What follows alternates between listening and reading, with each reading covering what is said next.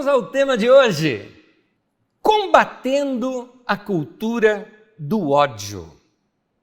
Nós tivemos essa semana em São Paulo uma situação muito desagradável, na verdade crítica, que mostra muito claro como está os nervos das pessoas à flor da pele e como as pessoas não têm limites.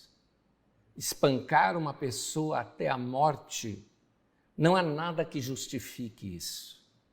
Ah, mas ele também foi agredido. Nada justifica matar uma pessoa dessa maneira.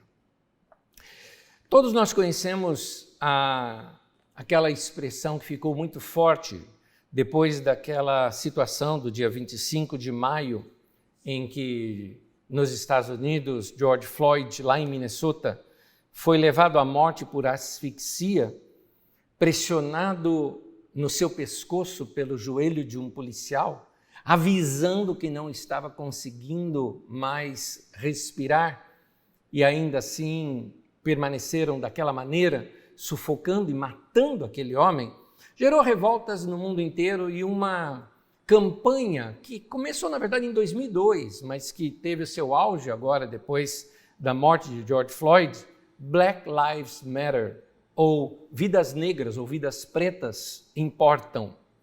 E aí, de novo, a nossa cultura do ódio.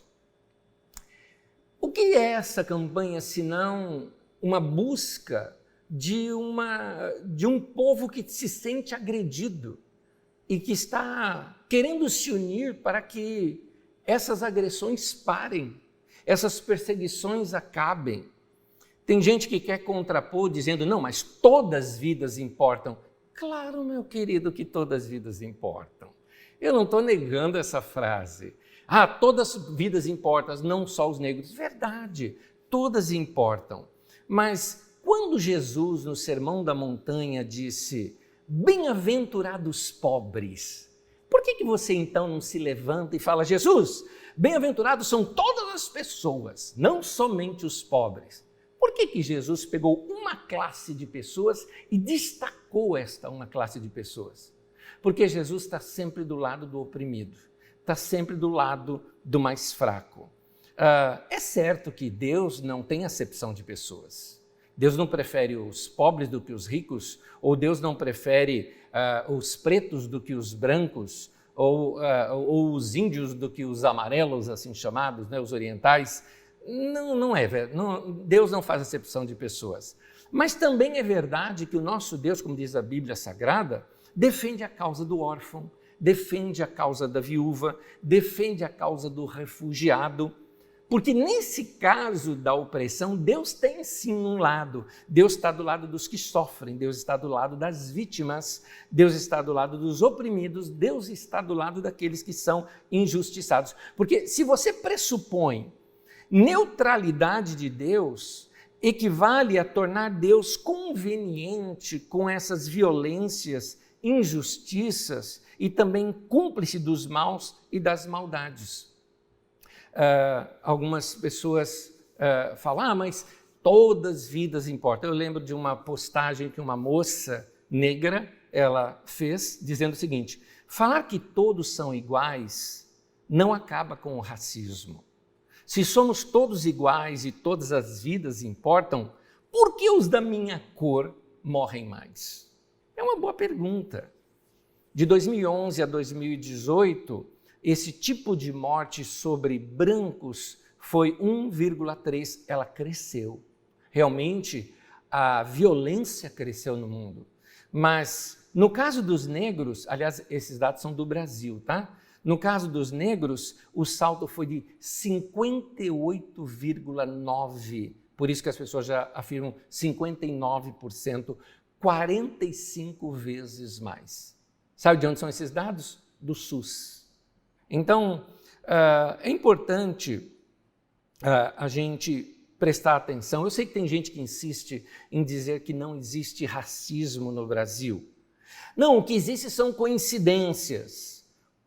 Como aquelas coincidências que faz, por exemplo, balas de revólveres que acertem mais negros, mais jovens negros e pobres do que outros, ou que faz joelhos de agente de segurança pousem sobre o pescoço de homens negros até que eles não possam respirar. Não é? São coincidências, entre aspas, é claro que estou falando isso.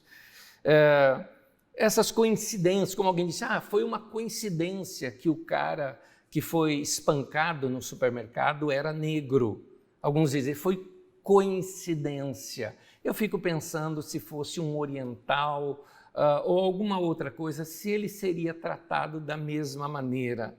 Então, algumas pessoas falam, mas esse povo são uns vândalos, né? Como a CNN, por exemplo, né?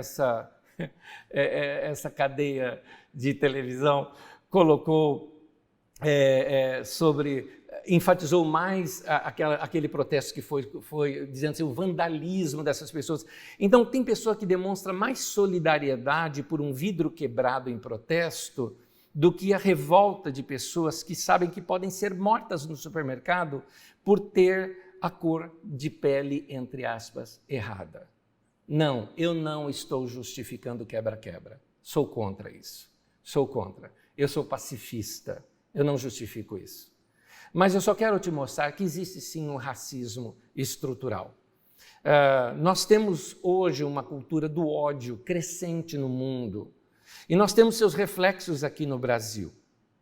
Isso, de alguma forma, algum tempo atrás, alguns anos atrás, algumas pessoas abriram essa caixa de Pandora e está saindo todo bicho feio por aí.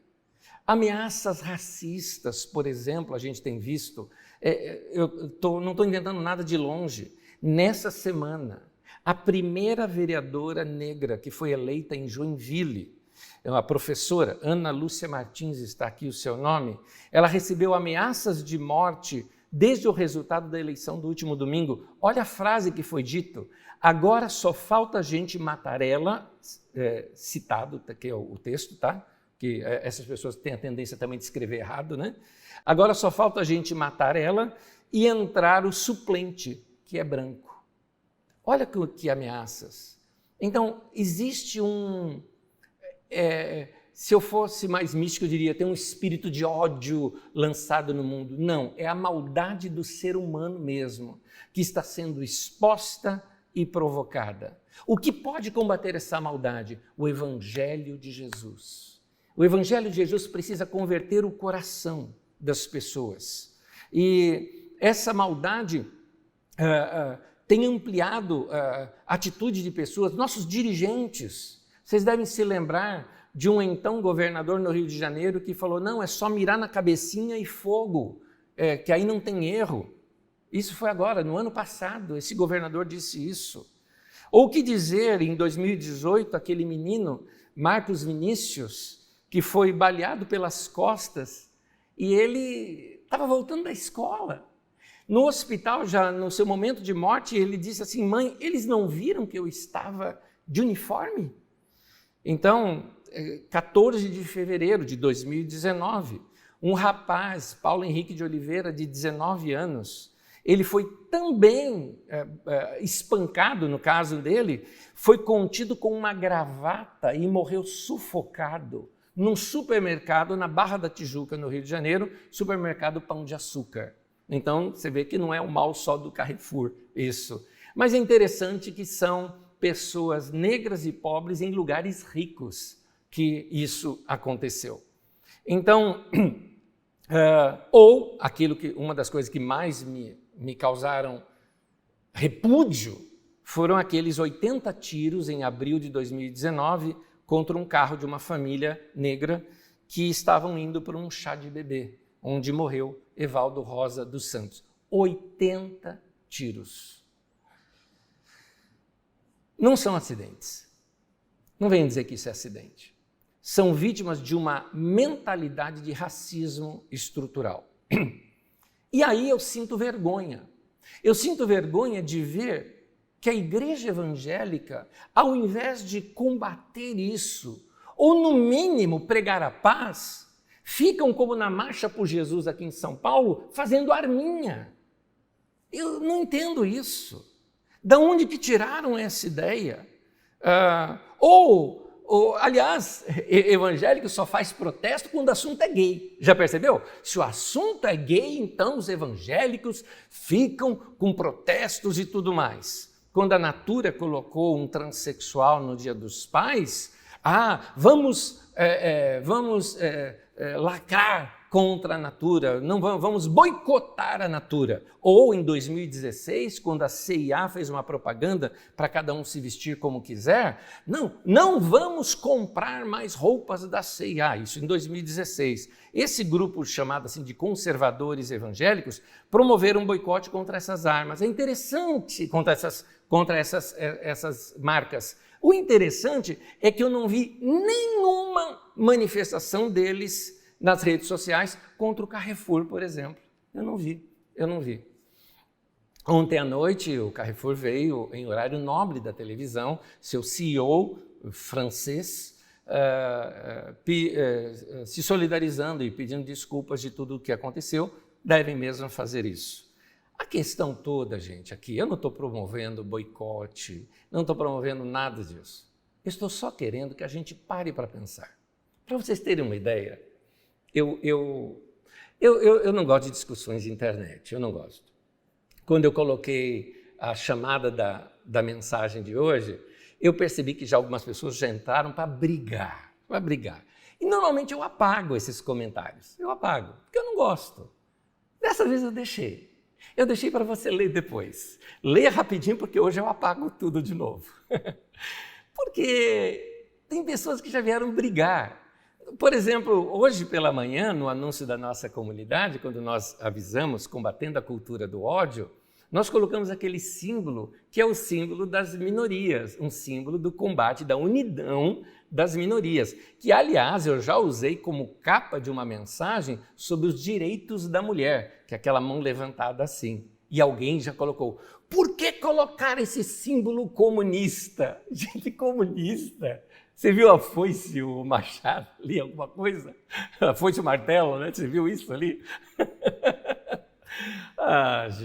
Gente querida, para que ao invés de solidarizar-se com aqueles... Gente, o dia 20 agora foi o dia da consciência negra. E tem uns que falam, tem que ter também o dia da consciência branca. Meu Deus do céu, meu querido.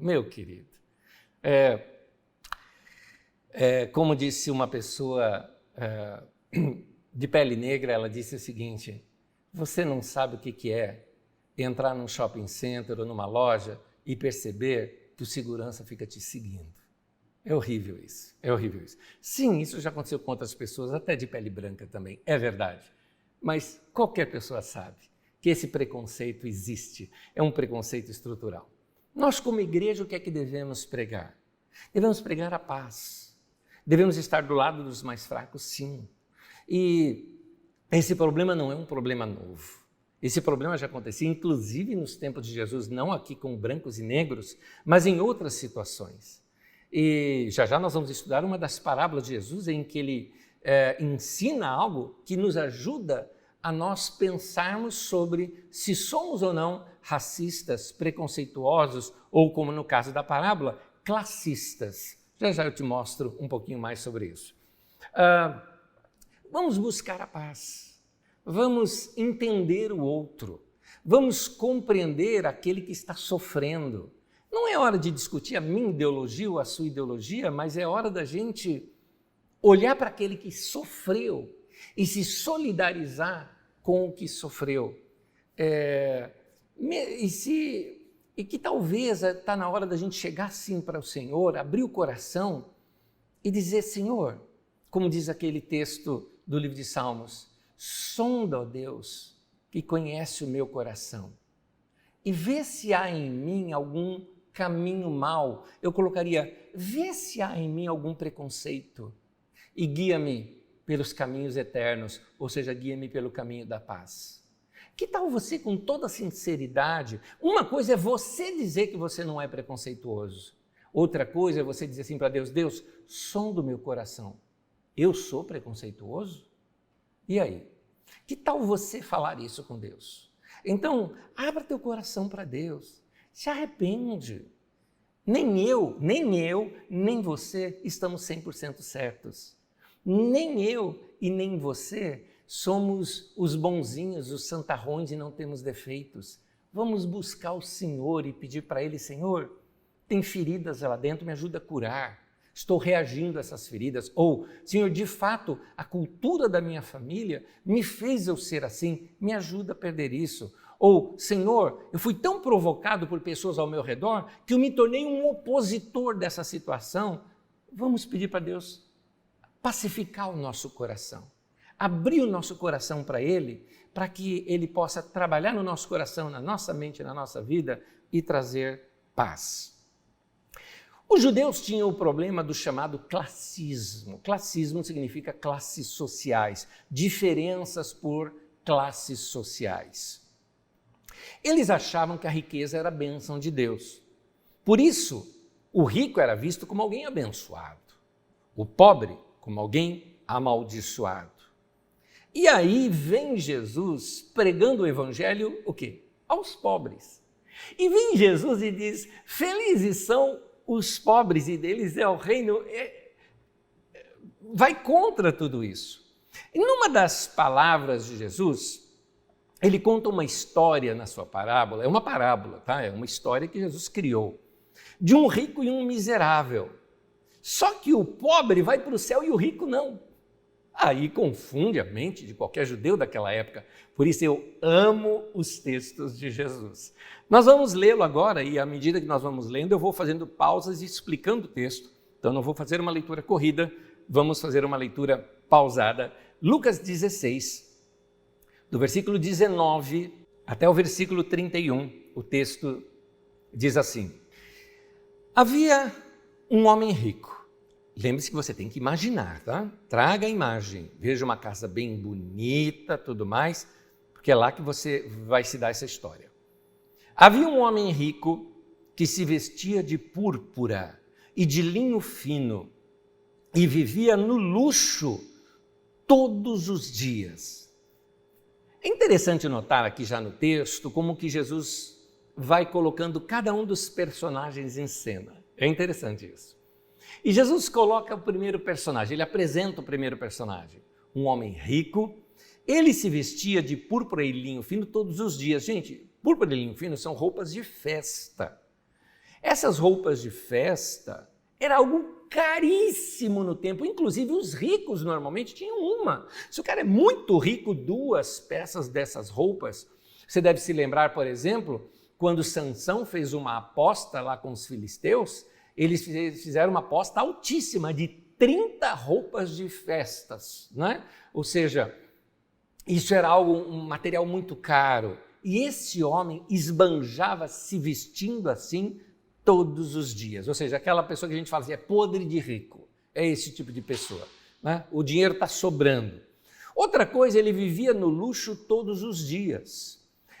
Mais adiante você vai notar que ele fazia jantares, né, todos os dias, aquelas comidas. Quando a gente fala jantares, os jantares eram em torno de 3 da tarde, 4 da tarde, ok?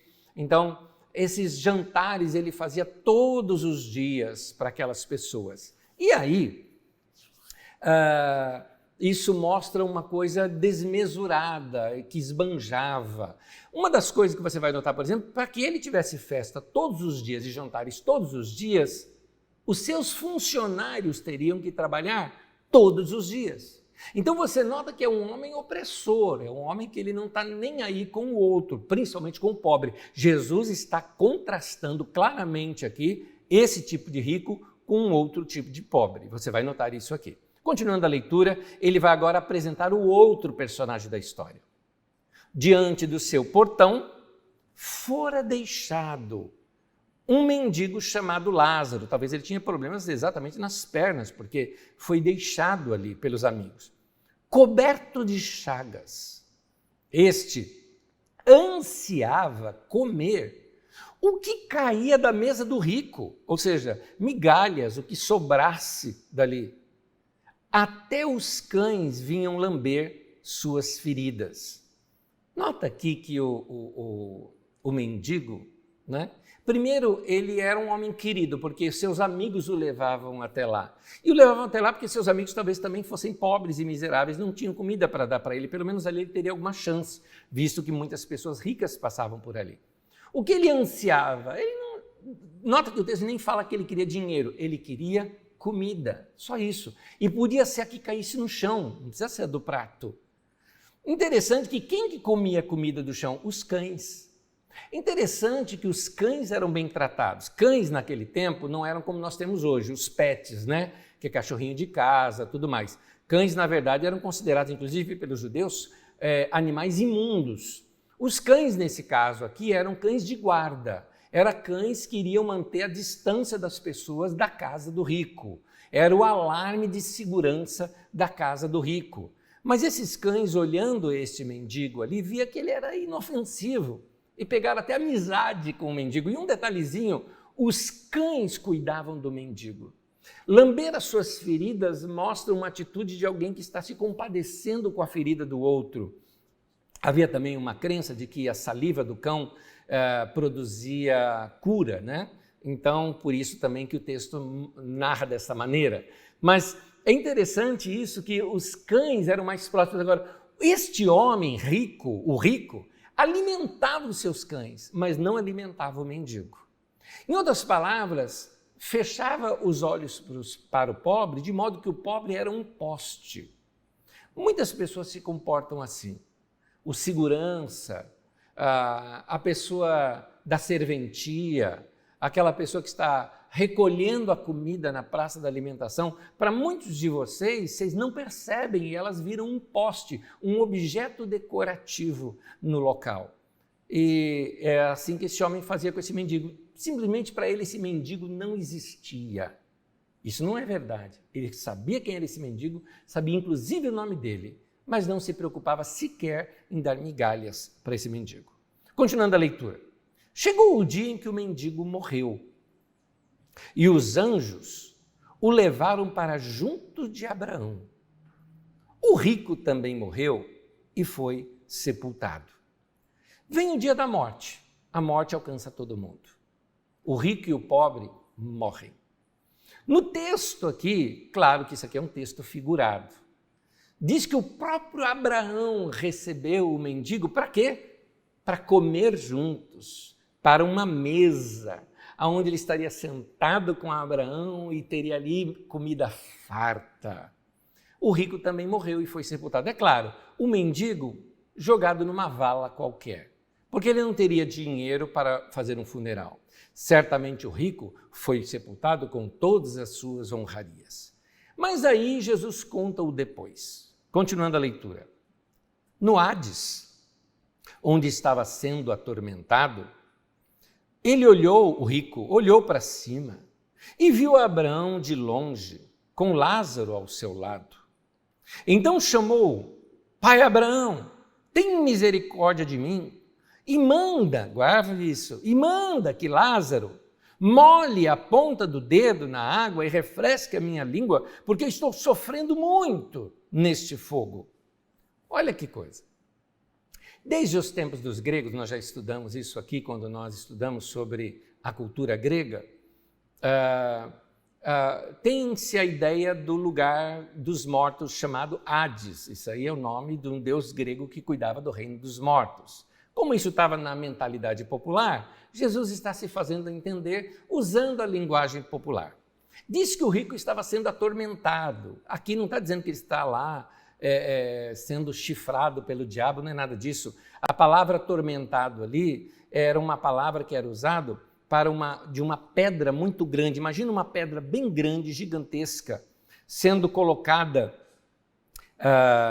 sobre a pessoa para que essa pessoa viesse a confessar alguma coisa. O nome correto aqui seria pedra de tortura, onde esmagaria ali a pessoa até que ela confessasse alguma coisa. Uma pausa.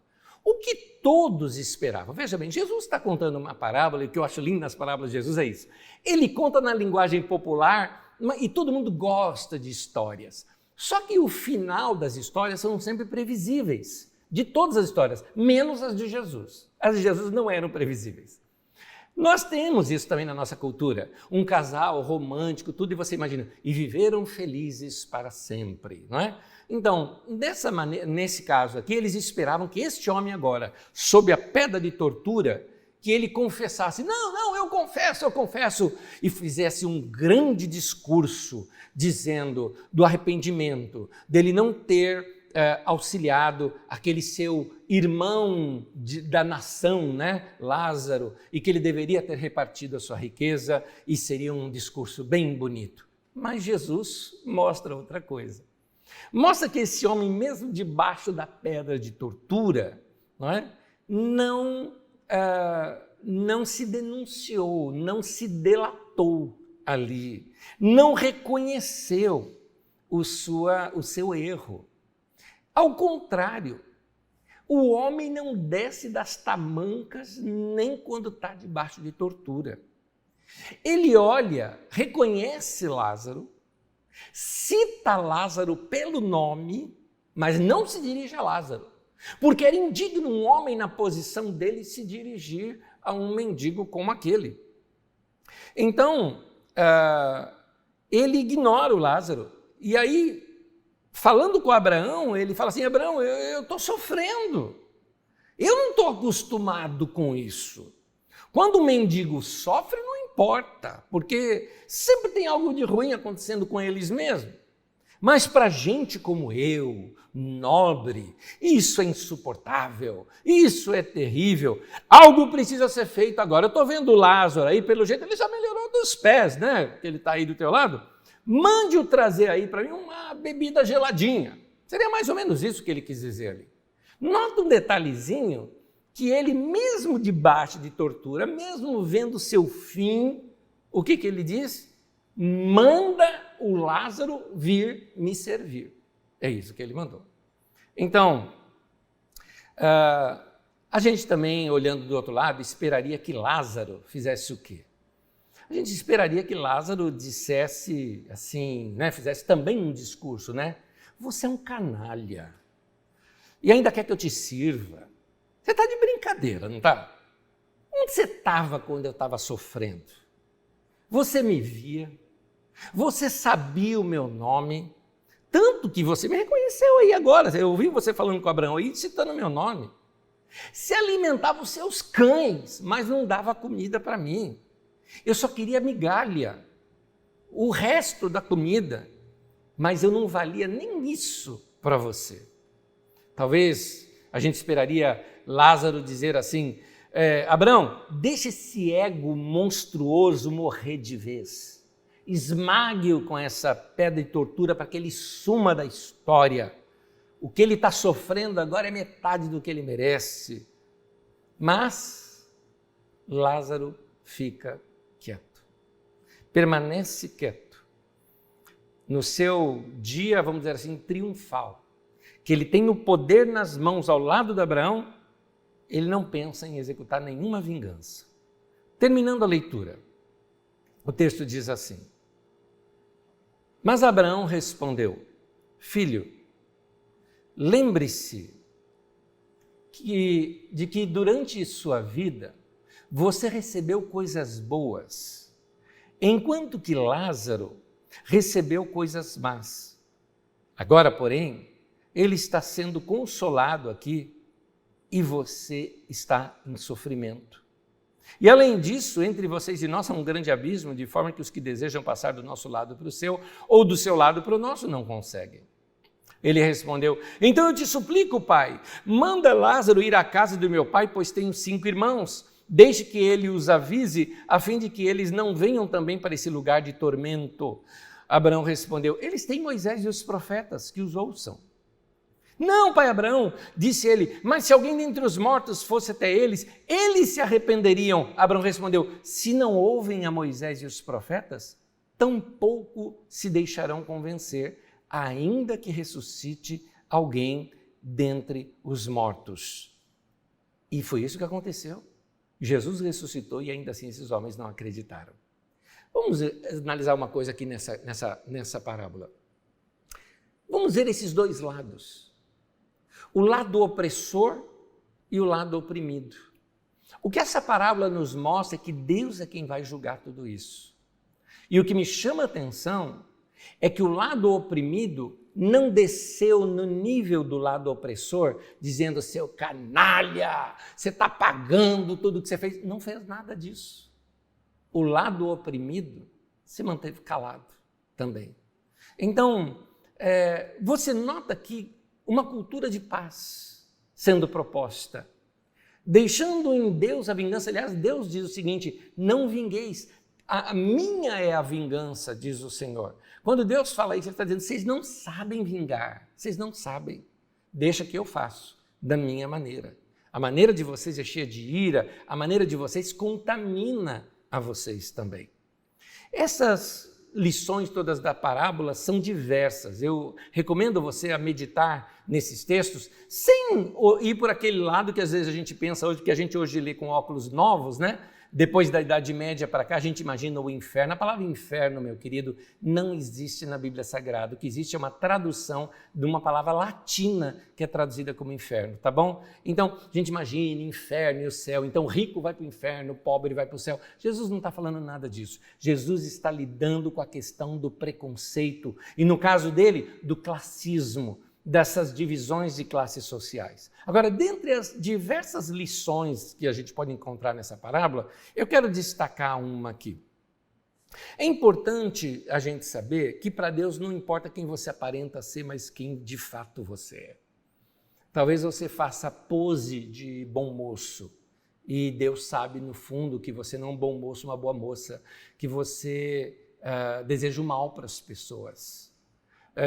Como eu disse, seria interessante a gente chegar assim para Deus e falar, Deus, sonda o meu coração, vê se há em mim algum caminho mau, porque eu não estou vendo. Um outro texto, se não me engano, no Salmo 118, diz que o Senhor derrama luz nas minhas trevas. O que é isso? Tem áreas da minha vida que eu desconheço as minhas reações. Deus precisa lançar luz ali e mostrar para mim, mas somente um coração arrependido, um coração aberto, vai experimentar isso. A ênfase dessa parábola não é aquela introspectiva para eu olhar para dentro de mim para ver se eu sou bom ou mal. É Deus quem vai dizer isso para mim. Mas guarde isso, a mensagem de Jesus é um alerta sobre como tratamos os outros. Sim, é uma mensagem para refletir se você é preconceituoso.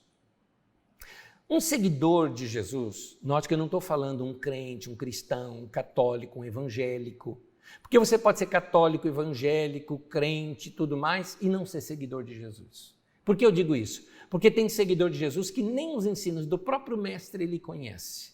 E alguns que até conhecem, mas não seguem, não praticam. Então um seguidor de Jesus deve estar aberto para sempre expurgar da sua vida traços e pensamentos que pode ter herdado de sua própria cultura, da sua própria criação, mas que são contrários às palavras do nosso mestre. Algumas coisas que você carrega em você talvez venham dos seus pais, veio do meio onde você convive, você aprendeu de outros e pegou alguns costumes e ideologias que são contrárias ao ensino do nosso próprio mestre. Talvez a sua família carregava traços de machismo. É interessante que o cara que é machista, ele não reconhece que ele é machista. Eu vou te dar uma dica para você reconhecer quando você tem traços errados na sua vida e não percebe. A dica é quando você ouve o oposto, como você reage. Por exemplo, muitos machistas, por exemplo, se revelam quando a gente fala do feminismo. Quando a gente defende o feminismo, ele fala, está querendo colocar a mulher acima do homem. Quem disse que feminismo está querendo colocar a mulher acima do homem? Quem está fazendo isso está errado. O que o feminismo faz é defender os direitos da mulher, colocando-a em pé de igualdade com o homem. Sim, diante de Deus, a mulher e o homem são iguais. Mas, Anésio, a Bíblia diz que o homem é o cabeça da mulher. Meu querido, estude um pouquinho mais e você vai ver que o texto foi escrito na língua grega e que para os gregos a ideia de cabeça é a ideia que nós temos hoje para coração. E a ideia que nós temos hoje a ideia dos gregos para coração é a que nós temos hoje como cabeça. É o contrário. Ou seja, o que o texto está querendo mostrar é que o homem é o coração da mulher. Ele deve inspirá-la, ajudá-la para que ela viva melhor. É isso. O texto está mostrando isso. O homem tem que se preocupar em trazer alegria para a sua família, alegria para dentro da sua casa, alegria nos seus relacionamentos. Isso é algo para nós. Assim como Cristo é o cabeça da igreja. É Cristo que nos inspira. Cristo não pisa na minha cabeça. Cristo não pisa em cima de mim. Cristo não me massacra, não me diminui. Ao contrário, Ele me levanta, Ele me dá um nome, Ele me ressignifica. Assim também o homem tem que ser com relação à mulher.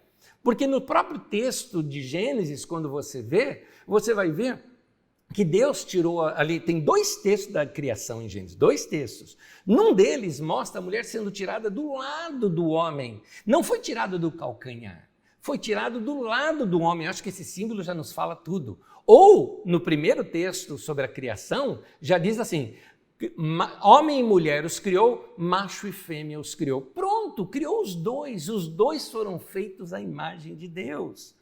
Sua família não carrega algum traço de machismo?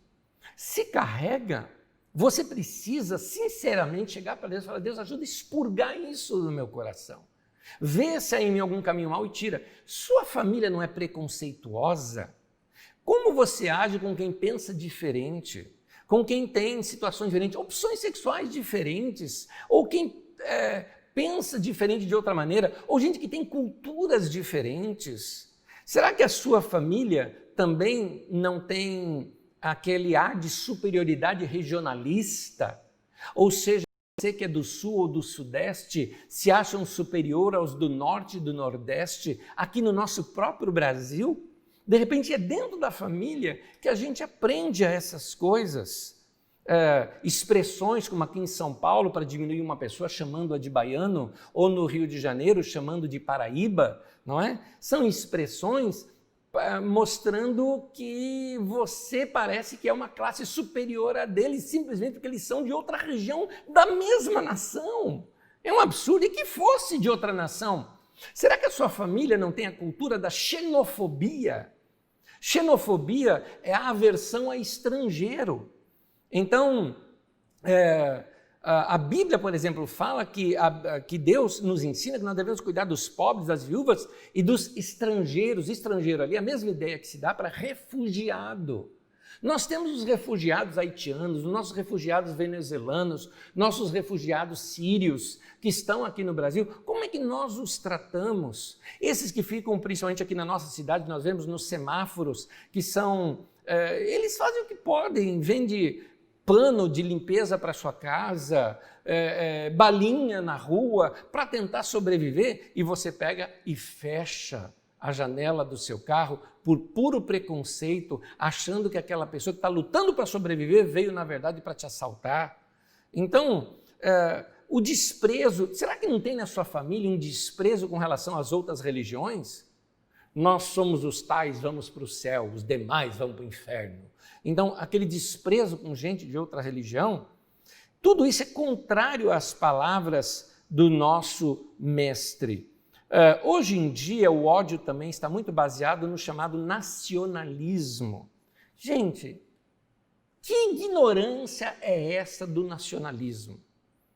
Eu sou patriota, eu amo a minha pátria e eu sigo os meus símbolos, eu gosto dos hinos pátrios, eu gosto de analisá-los, gosto da história do Brasil, estudei a história de cada um dos imperadores da nossa nação e dos presidentes que tivemos, cada um deles eu já estudei porque eu me interesso pela nossa nação. Mas nacionalismo, imagina, o que divide uma nação de outra? Uma linha imaginária que foi feito um acordo por 2 governos que a partir dali é um povo, do lado de cá é outro. Como aqui em Osasco, por exemplo, nós temos então a tribo de Osasco do lado de cá, depois do rio, que agora é uma avenida em cima, que é o Rodoanel, é a tribo de Carapicuíba. Não é? E aí ficam brigando as 2 tribos por causa disso? Aqui a gente não tem isso, porque nós somos todos aqui da Grande São Paulo e é tudo a mesma coisa. Mas a gente faz isso com o paraguaio, com o uruguaio, com o argentino, não é? Com as nossas divisões aqui. Para que esse nacionalismo? Por que esse nacionalismo? Aliás, é interessante, eu acho interessante que gente que se diz nacionalista hoje, que usa a bandeira do Brasil, inclusive lá no seu nominho e tag da internet, usa também a bandeira de Israel e dos Estados Unidos. Eu quero ver agora, com a eleição do Biden, se essas pessoas vão continuar com a bandeira dos Estados Unidos ali, né? Agora vão usar da Rússia, né? Deve ser isso.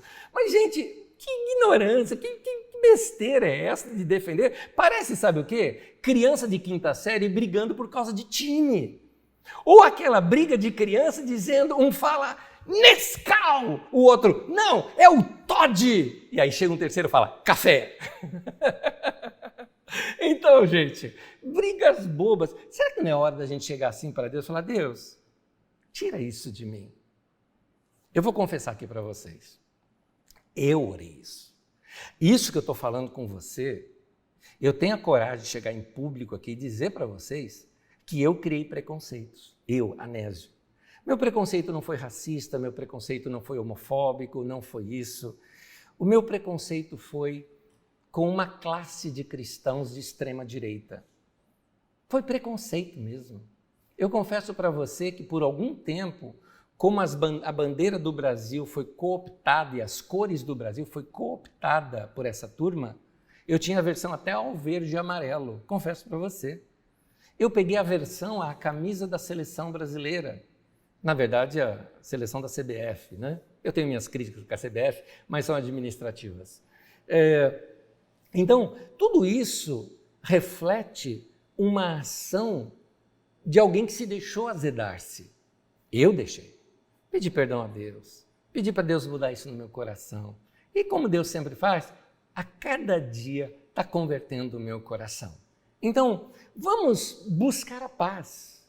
Vamos compreender que muitos desses nós vamos nos abraçar para o resto da eternidade. Vamos rir por causa disso. Como a idiotice de alguém que briga por causa de clube, de time, é também quem briga por política, por religião e tantas outras coisas. Então, você acha que Deus olha para nós com as divisões políticas que nós inventamos? Você acha que Deus olha assim para nós? Você brasileiro para cá, cubano, nem pensar, você para lá. Português, português para cá, você pode vir. Francês não, francês você vai para lá. Você acha que Deus olha isso? Por favor, querido, que Deus converta o nosso coração. Isso precisa ser mudado. As palavras de Jesus estão aí para nos reeducar. É assim no reino de Deus. Os ensinos de Jesus foram educando e remoendo e retratando e revolucionando a mente dos seguidores de Jesus. Um seguidor de Jesus não deve admitir nenhuma forma de opressão, de preconceito ou atitudes que separam as pessoas em classes. O Evangelho, ele acaba mexendo nessas estruturas sociais. Quando a gente olha para a Bíblia Sagrada, a igreja em Éfeso, por exemplo, ela era formada de escravos e livres. Você vê isso lá naquele bilhete que Paulo mandou para Éfeso e que ficou anexo na carta aos Romanos. Romanos 16, por exemplo, é um bilhete de Paulo para a igreja em Éfeso. Nomes como Urbano, Assíncrito, Flegonte e esses nomes, eles eram nomes de escravos e eram aceitos no meio da igreja e conviviam com outros. Na igreja de Antioquia, por exemplo, você vai ter um homem que era da liderança da igreja, chamado Simão, apelidado de Níger. Níger é de Níger, de negro, é disso mesmo. Simão Negão, era isso. E ele estava ali no meio da liderança da igreja. Paulo, por exemplo, escreve para Filemão, um ricaço que tinha escravos. E Paulo escreve defendendo um escravo chamado Onésimo, pedindo para Filemão para liberar o Onésimo, para servir Paulo no ministério. Então, você vê aqui escravocratas, libertadores de escravos e livres convivendo juntos. Que coisa! Então, o Evangelho vai mexendo nessas estruturas sociais. Aos poucos, a igreja foi minando as bases do Império Romano. O Império Romano se incomodou tanto com a resistência do Evangelho, porque tinha a cultura da opressão de Roma, e o Evangelho foi vencendo através do amor, vencendo através da liberdade, que passou até mesmo os romanos a perseguir os cristãos, porque os cristãos estavam buscando a paz, indo contra essas forças opressoras, mas através da paz. Gálatas capítulo 3 mostra bem claro como que deve ser o povo de Deus. Diz assim: todos vocês são filhos de Deus mediante a fé em Cristo Jesus. Pois os que em Cristo foram batizados, de Cristo se revestiram. Não há judeu e nem grego, ou seja, não tem racismo na igreja. Não há escravo e nem livre, não tem classismo na igreja. Não há homem nem mulher, não tem o sexismo na igreja, pois todos são um em Cristo Jesus. No reino de Deus não pode ter racismo. Não há judeu nem grego, não tem preto nem branco. No reino de Deus não pode ter isso. Meu irmão, defenda a causa daqueles que são perseguidos. Sejam negros, sejam índios. Cadê os evangélicos defendendo os índios, que estão sendo lá atacados em suas casas, que está sendo colocado fogo nas suas terras? Interessante, evangélico só arruma briga, né, só arruma defesa quando é contra o homossexual. Só assim que eles fazem alguma coisa. Está na hora da igreja ver que existem classes sociais que precisam do seu apoio, que precisam estar junto da sua solidariedade.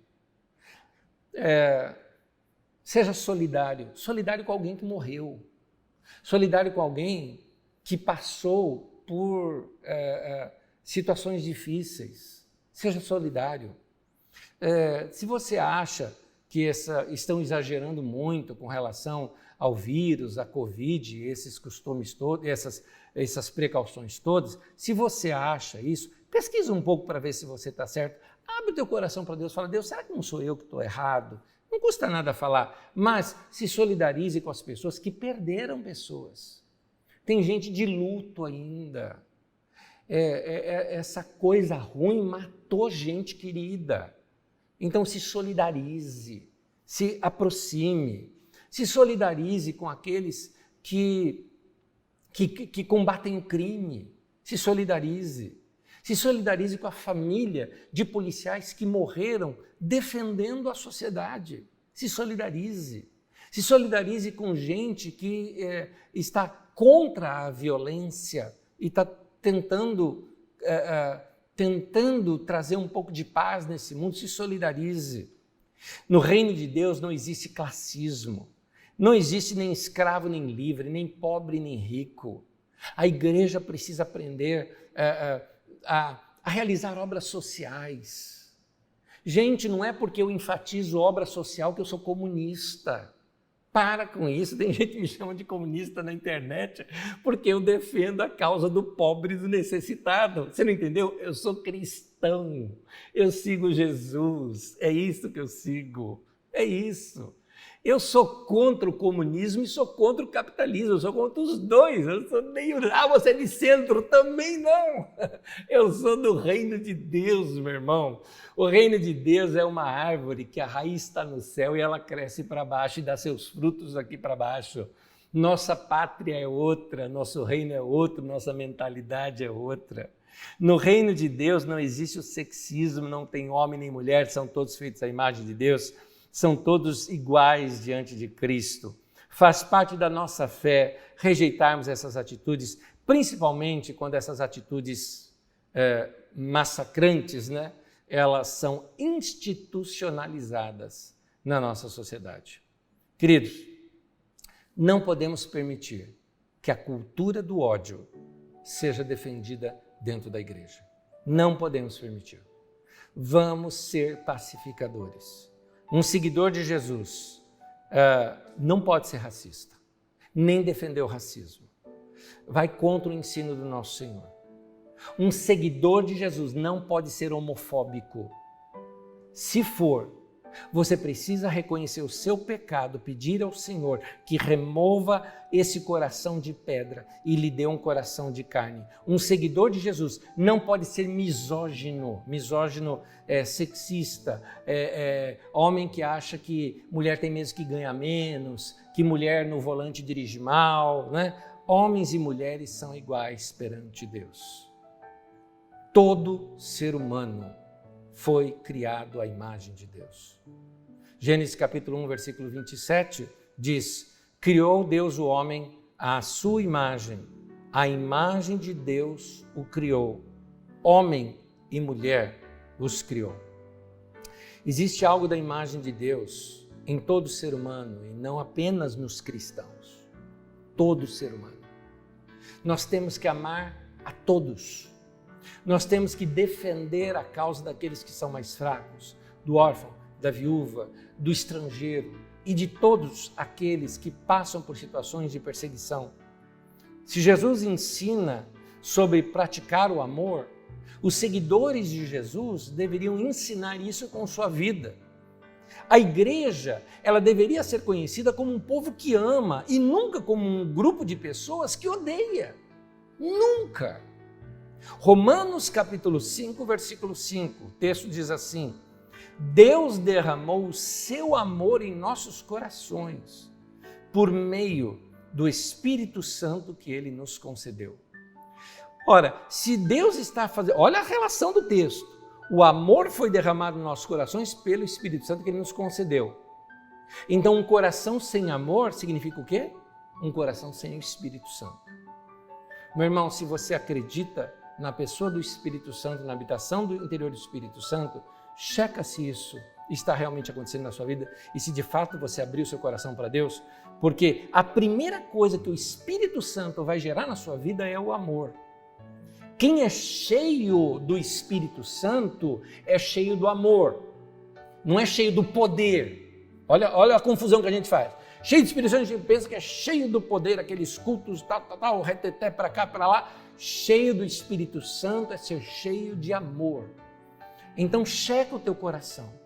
Como saber se você está vazio? Se pode estar cheio, também pode estar vazio. Como é que eu reconheço se eu estou vazio do Espírito Santo? Quando eu não amo, quando eu não sou capaz de fazer alguma coisa. Eu te pergunto, quanto nesse mês você já fez de doação? Quanto você já fez?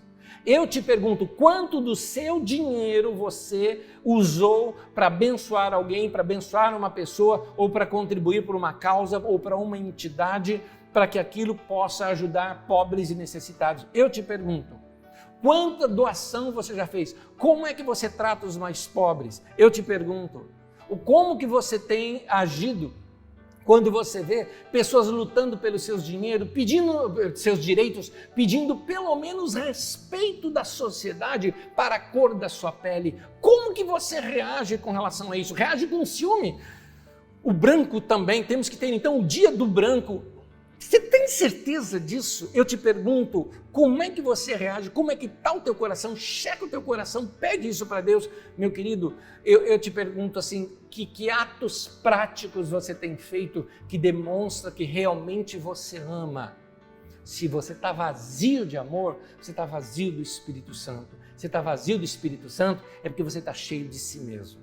Então você precisa se esvaziar de si mesmo, para que Deus possa encher o teu coração. Agora lembre-se, Jesus falando sobre o Espírito Santo, ele disse, não se põe vinho novo em odres velhos. Interessante isso. O odre era onde se colocava o vinho e era feito de pele de animal. Quando o vinho fermentava, aquilo esticava e depois enrijecia. Se você coloca o vinho novo num odre já enrijecido, ele vai estourar e vai perder tudo. Então, será que as estruturas mentais suas não estão enrijecidas? É desse jeito que eu creio, assim acabou. Lembra aqueles coronéis antigos, né? Que aparecem nas novelas e filmes. Talvez a gente precise dizer, Deus, quebra a minha vida e faça de novo. Eu quero ser um odre novo, né? Não um vaso novo, mas um odre novo, usando aqui o contexto. Gálatas capítulo 5, versículo 22 e 23, nos mostra o fruto daquele que é cheio do Espírito Santo. Mas o fruto do Espírito é amor. Olha o primeiro que ele fala, amor. Alegria, paz, paciência, amabilidade. Se você é muito irritadinho em lidar com pessoas, olha aí, você está vazio do Espírito Santo. Amabilidade, bondade, fidelidade, mansidão e também o quê? Domínio próprio. Domínio próprio, meu querido. Cuidado, mãozinha, com o que digita. Cuidado, boquinha, com o que fala. Domínio próprio, segura. Assim como uma parábola contada por Jesus, essa mensagem de hoje, ela não é introspectiva, embora eu chamei aqui para a gente se analisar. É uma mensagem para nós analisarmos como nós estamos tratando os outros. Essa é uma mensagem para você refletir se você é ou não é preconceituoso. Se você não está conseguindo amar como Jesus amou, você precisa humildemente pedir que Ele te encha com o Espírito Santo. Pede isso para Deus. Deixa Jesus mudar a sua vida.